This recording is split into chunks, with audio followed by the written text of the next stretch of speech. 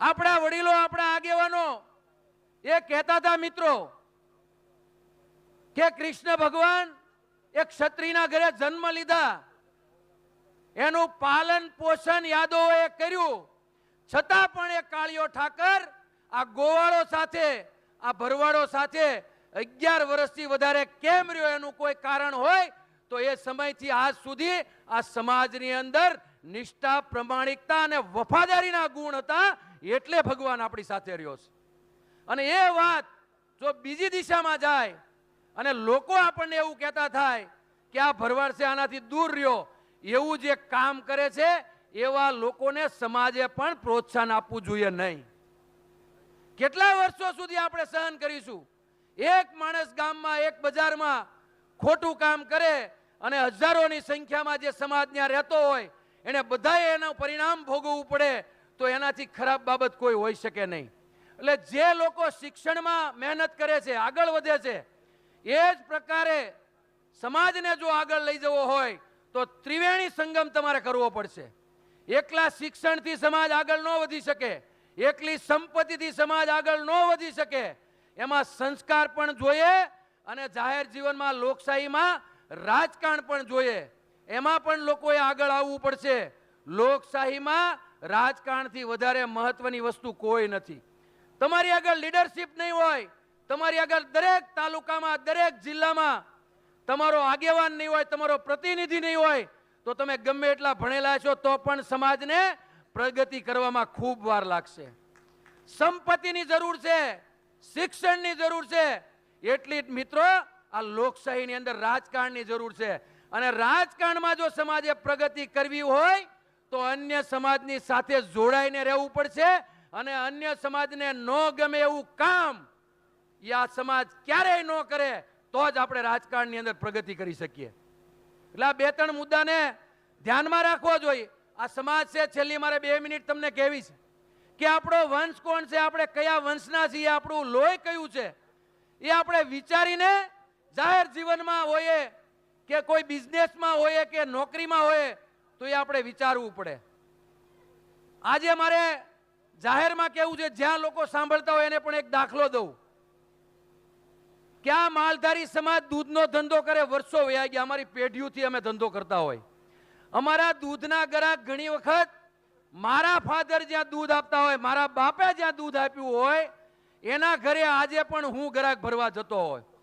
એટલે 2 પેઢી સુધી કોઈ વેપારી, કોઈ વ્હાઇટ કોલરના લોકો હોય, સુવર્ણ સમાજ હોય, એના રસોડા સુધી જવાની મંજૂરી કોઈને હોય તો આ ભરવાડના દીકરાને છે, એ રોજ સવારે દૂધ દેવા જાય, સાંજે દૂધ દેવા જાય, એ બેનો દીકરીઓના સંપર્કમાં રહે. પુરુષો સવારે નોકરીએ હોય, બિઝનેસમાં હોય, એકલી બેન દીકરી ઘરે હોય તો પણ આપણા ઉપર લોકોને વિશ્વાસ છે અને આપણો ગોવાળ એ દૂધ દે અને ઘરેથી નીકળી જાય.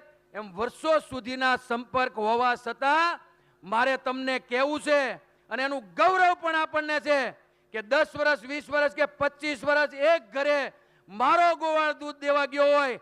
આજની તારીખમાં આ ગુજરાતના કે આ ભારત દેશના ઇતિહાસમાં એવો એક પણ બનાવ નથી કે સમાજને કલંક લાગે એવું આ સમાજના દીકરાએ કામ કર્યું હોય. આ આપણું ગૌરવ છે.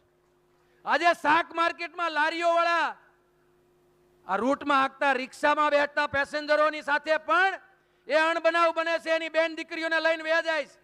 છાપામાં તમે વાંચતા હશો, ટીવીમાં જોતા હશો કે સ્કૂલની અંદર સ્કૂલ વેન હનાવવા વાળો લોકો પણ એ 15-17 વર્ષની દીકરીઓને લઈને ભાગી ગયેલા દાખલા છે.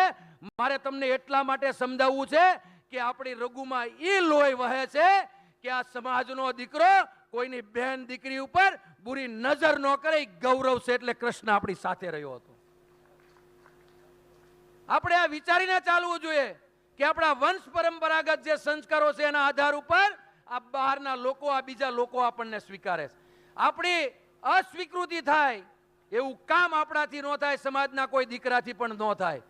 ભણેલો ગણેલો સમાજ હશે, એના છોકરા બિઝનેસમેન હોય, ઉદ્યોગપતિ હોય, 2-3 ભાઈઓ હોય, છતાં એ ભણેલા ગણેલા સમાજના છોકરાઓ, વ્હાઇટ કોલર કેનારા સમાજના છોકરાઓ એના સગા મા બાપને વૃદ્ધાશ્રમમાં મૂકી આવે છે. મારે ગૌરવ સાથે કહેવું છે કે આ ભારત દેશની અંદર એક પણ વૃદ્ધાશ્રમમાંથી તમે ભરવાડના એક મા બાપને ગોતી આપો, અમારે જાહેર જીવન છોડી દેવું છે. મિત્રો, આ સંસ્કાર છે આપણા. આપણી ગાય ભૂખી આપણને ન પોહાય, આપણી મા ભૂખી કેમ આપણને પોહાય એની ચિંતા કરવાના સંસ્કાર ઈ આપણા છે. એટલા માટે લોકો આપણને સ્વીકારે છે. આપણી વફાદારી, આપણી ઈમાનદારી એટલે લોકો આપણને સ્વીકારે છે. મારે તો જાહેર જીવનમાં જે એને પણ કહેવું છે, તમે જાહેરમાં કહેજો. તમે ધંધો કરતા હોય તો એને પણ કહેજો કે અમારથી હુગાવ નહીં, અમારાથી દૂર ન ભાગો. કદાચ દરેક સમાજમાં 2-5 લોકો ભૂલ કરતા હોય, એનાથી આખો સમાજ ખરાબ હોતો નથી. અમારા ઉપર તમે વિશ્વાસ મૂકો. કૃષ્ણ ભગવાને અમારા ઉપર વિશ્વાસ મૂક્યો તો એ કંસના વંશજોથી બચાવીને યાદવો અમારી આગળ મૂકી ગયા ને, એ જ કૃષ્ણને પાલી પોછીને મોટો કરનારા સમાજ છે.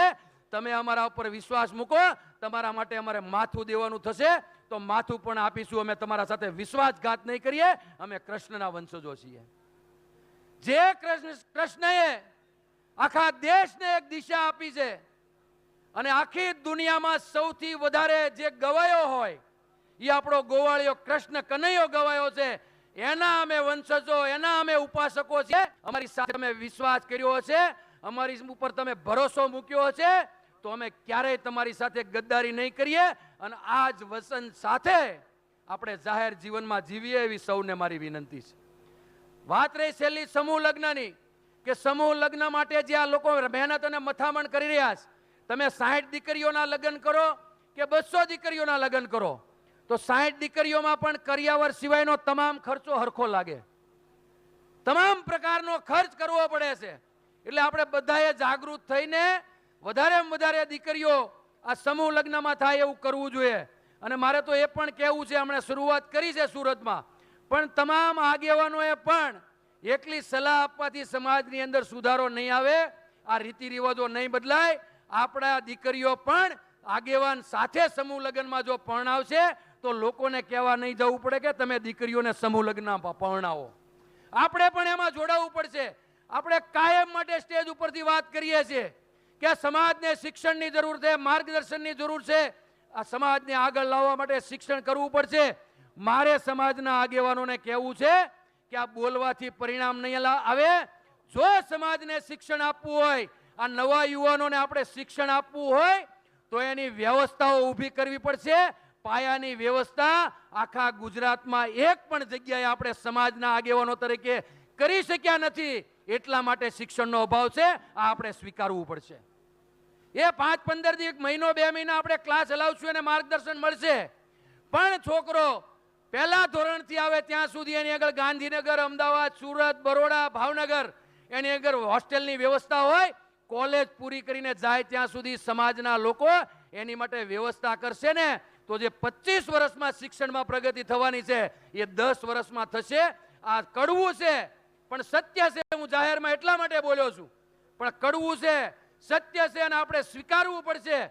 અને અમે તો જાહેરમાં એવા જીવનના માણસો છીએ કે રાજકારણમાં હોય કે સમાજમાં સત્ય વાત કરતા જો રોકાઈ જઈએ અને સત્ય વાત ન કરીએ તો હું જાહેર જીવનમાં રાજકારણમાં હોવા છતાં એવું માનું છું, કદાચ 500-500 મત ઓછા મળે તો એનો વાંધો નહીં, પણ સત્ય બોલ્યા વગર, માર્ગદર્શન સાચું આપ્યા વગર જો હું બેઠો રહું તો હું ઠાકરનો ગુનેગાર બનું. એટલે સત્ય વાત મારે કરવાની છે, કોઈને ગમે કે ન ગમે.